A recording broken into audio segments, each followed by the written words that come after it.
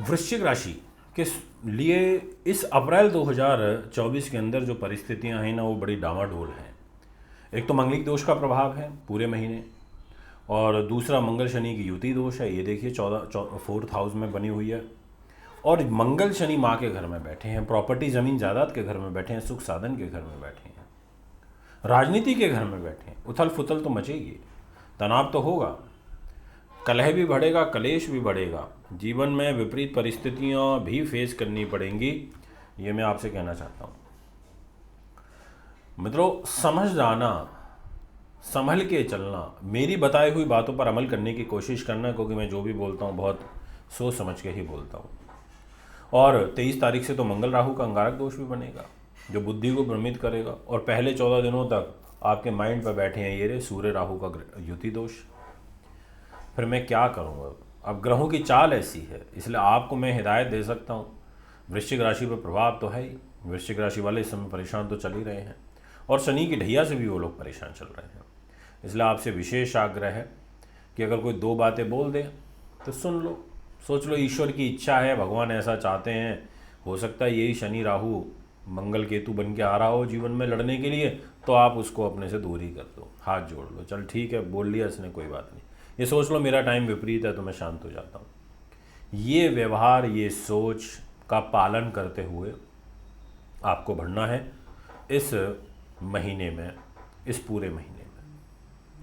यदि बात करी जाए आपके पैसे की, जो कि बहुत इंपॉर्टेंट है, क्योंकि बिना धन के अभाव के जीवन जी पाना बड़ा मुश्किल होता है, तो वो आ जाता है देवगुरु बृहस्पति के पास। वो खुद 6ठे भाव में बैठे हैं, तो आर्थिक रूप से तो अस्त व्यस्त करेंगे, काम नहीं चलता तो अर्थतंत्र भी बिगड़ता है।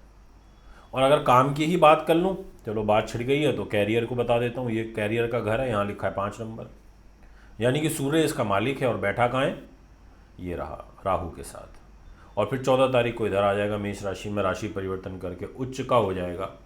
अब उच्च का हो जाएगा, लोग कहेंगे अरे वाह सूर्य उच्च का हो गया, बड़ा ज़बरदस्त फल देगा। देगा कैसे? उच्च का होकर के बैठा तो 6ठे भाव में है, और 6ठे भाव के अंदर इसका बैठना यानी कि उच्च का फल देगा, तो इस घर में ही तो देगा। उच्च के खर्चे बढ़ाएगा, उच्च के शत्रु दे देगा, उच्च की बीमारियां दे देगा, उच्च का मान सम्मान को हानि पहुंचाएगा, यानी कि जो लॉसेस करेगा वो उच्च लेवल के ही करेगा।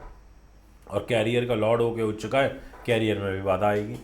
जॉब स्विच मत करना, मेरा विशेष आग्रह है। जॉब वगैरह तो बिल्कुल भी चेंज मत करना अभी इस टाइम, बिल्कुल भी मत करना।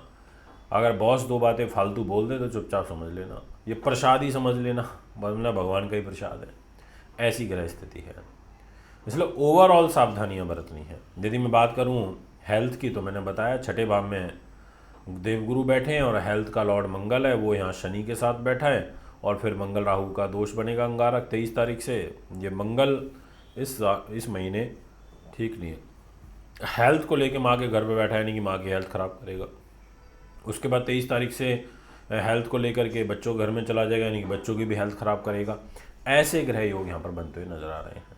यदि बात करी जाए लव लाइफ की, तो फर्स्ट 14 डेज तो लव लाइफ बिल्कुल अच्छी नहीं है, पर हाँ उसके बाद ज़रूर अच्छी रहेगी।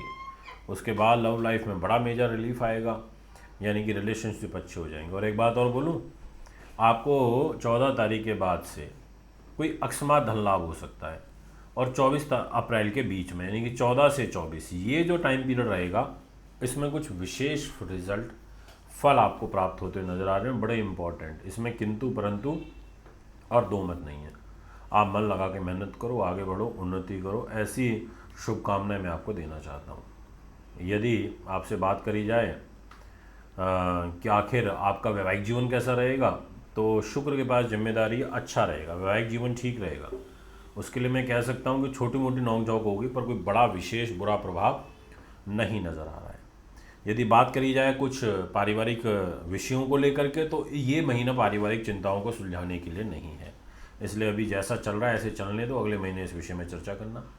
और अब आपसे बात करता हूँ उपाय की, तो मैं ये कहना चाहूँगा आदित्य हृदय स्तोत्र का पाठ करें, सूर्य को जल 14 तारीख के बाद चढ़ाएं, 14 तारीख से पहले ना चढ़ाएं तो ही ठीक रहेगा, क्योंकि सूर्य ऑलरेडी कमज़ोर है राहु के साथ में। इसके अलावा हनुमान चालीसा का पाठ करें। अगर आपके ऊपर कर्जा बढ़ा हुआ है तो ऋण मोचक मंगल स्त्रोत्र का पाठ आप हर मंगलवार के दिन करें हनुमान मंदिर में बैठ के। इजाज़त चाहूँगा। कुंडली दिखाने, बनवाने, पूजा पाठ, रत्न, रुद्राक्ष के लिए संपर्क कर सकते हैं। नमस्कार।